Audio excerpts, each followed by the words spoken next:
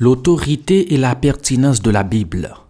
2 Timothée chapitre 3 versets 16 et 17. Toute écriture est inspirée de Dieu et utile pour enseigner, pour convaincre, pour corriger, pour instruire dans la justice, afin que l'homme de Dieu soit accompli et propre à toute bonne œuvre. Imaginez-vous à Jérusalem il y a des milliers d'années. Le royaume de Juda est en pleine décadence. Après des décennies de rois idolâtres, le peuple a oublié qui est vraiment Dieu. Les faux dieux et les pratiques occultes ont envahi la vie quotidienne. Au milieu de ce chaos, un jeune homme de seulement 8 ans monte sur le trône, le roi Josias.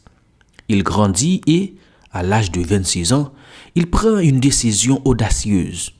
Il ordonne la restauration du temple, la maison de Dieu qui est à l'abandon et en ruine. C'est au cours de ces travaux que l'incroyable se produit. Le grand prêtre Hilkilja, en fouillant parmi la poussière et les décombres, fait une découverte extraordinaire. Il tombe sur un manuscrit ancien. Ce n'est pas n'importe quel livre, c'est le livre de la loi de l'Éternel, le fondement même de leur foi, perdu depuis si longtemps. Le prêtre, réalisant l'importance de sa trouvaille, envoie le livre au roi. Josias le reçoit et le fait lire à haute voix devant lui. Et à mesure que les mots sacrés résonnent dans la salle du trône, quelque chose se brise en lui. Il écoute les commandements, les promesses, mais aussi les avertissements et les conséquences de la désobéissance. Il se rend compte que son peuple s'est non seulement éloigné de Dieu, mais a complètement oublié son mode de vie. La réaction du roi est immédiate et profonde. Il déchire ses vêtements, un geste de deuil et de repentance sincère.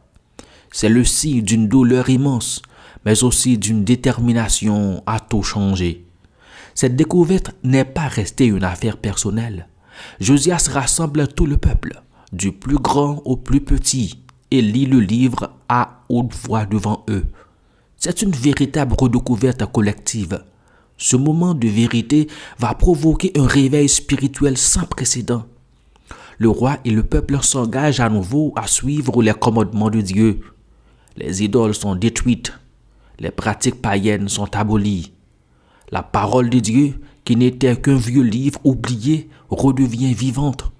Elle a eu le pouvoir de transformer un homme et, à travers lui, de restaurer toute une nation. Aujourd'hui, la parole de Dieu est toujours vivante. Elle n'est pas enfermée dans un temple poussiéreux, mais elle est là, disponible pour chacun de nous. Elle nous offre la direction, l'espoir, avec le pouvoir de transformer nos vies. Alors, êtes-vous prêt à redécouvrir ce trésor et à le laisser transformer votre vie, tout comme il a transformé celle de Josias et de tout son peuple? Je vous invite maintenant à réfléchir sérieusement à ces questions. Comment voyez-vous la Bible?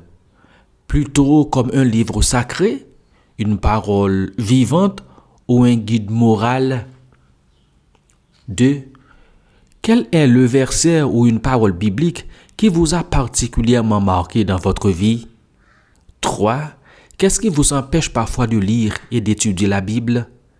Et qu'est-ce qui pourrait vous aider à persévérer? 4.